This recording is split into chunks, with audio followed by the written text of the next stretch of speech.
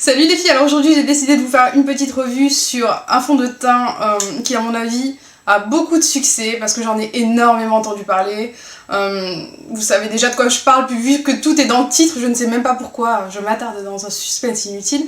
Il s'agit du teint Radiance d'Yves Saint Laurent. Mon regard en dit-il long? Allez-vous deviner ce que je pense de ce fond de teint? Oui, non? Bon. Déjà, je l'avais acheté en solde, c'est ce qui fait que en fait, je me suis orientée vers ce fond de teint.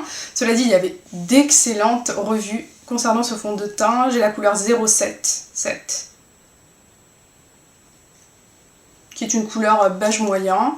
Ça se présente comme ceci avec un flacon pompe. C'est en verre, c'est très dur.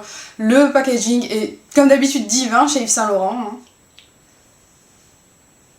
Et on a la matière, donc qui est assez compacte en principe, on va dire, mais qui, une fois lorsque vous l'appliquez, est vraiment très légère. Donc là, c'est normal que ce soit très clair, étant donné qu'il va s'oxyder légèrement, et qu'en tout état de cause, il ne s'agit pas forcément d'un fond de teint qui est bien. Oui les filles, pour moi ce fond de teint n'est vraiment pas un fond de teint agréable à porter. Je vais même pas dire qu'il me rappelle un fond de teint de grande surface, étant donné que mes fonds de teint de grande surface sont largement meilleurs à mon teint Radiance d'Yves Saint Laurent. Je vais le terminer parce qu'il faut que je le termine. C'est bien dommage d'ailleurs. Je l'avais pris parce que le nom c'est un Radiance Enhancing Flawless Foundation. Donc en principe vous devriez avoir une peau sans défaut, vraiment beaucoup de lumière. Et moi c'est cet effet que j'aime. Et c'est cet effet que je ne retrouve absolument pas dans ce fond de teint. Mais alors pas du tout. En principe, donc on a de la lumière, ok, la lumière, je pense que vous la voyez parce qu'on a quelque chose d'assez réflecteur de lumière. Cela dit, ce que je n'apprécie pas, c'est la texture. La texture, elle n'est pas agréable lorsqu'on l'applique sur la peau. On n'a pas cette présence, on va dire, je vais pas dire de silicone, mais c'est quasiment ça.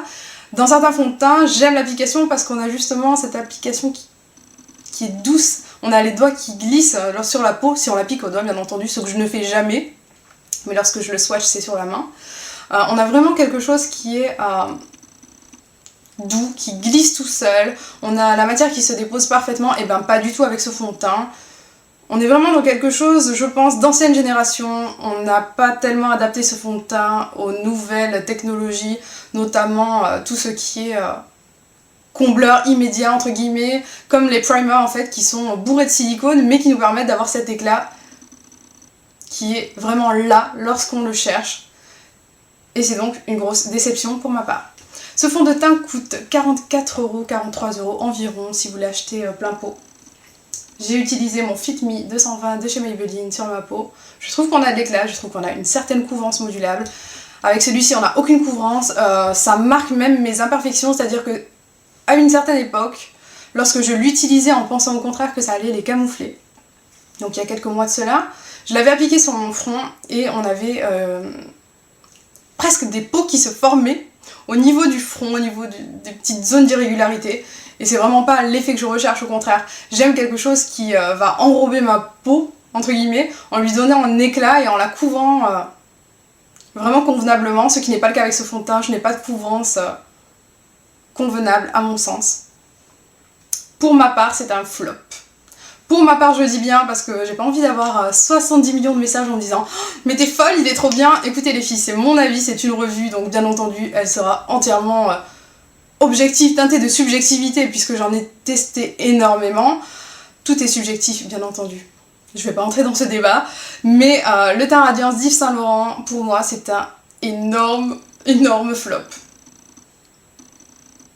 Je vous le recommande pas les filles, vraiment.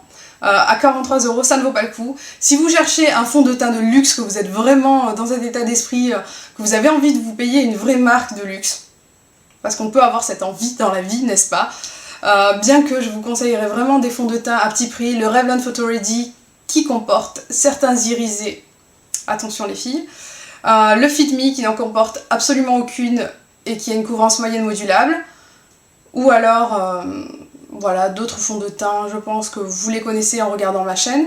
Je vous conseille en grande marque de luxe, entre guillemets, un fond de teint de la marque Chanel parce que vous serez vraiment pas déçus concernant le fond de teint en question. Celui-ci est vraiment mauvais, c'est incroyable. Alors les filles, je pense que vous avez bien compris que pour moi, ce fond de teint est un gros flop qui ne me convient absolument pas. Et que ce que je lui reproche principalement, c'est de ne pas être à la hauteur de fonds de teint qui sont 4 fois moins chers. Facilement 4 fois moins chers en grande surface. Vous savez que j'essaie beaucoup de fonds de teint différentes, que ce soit la gamme de luxe, gamme grande distribution, etc.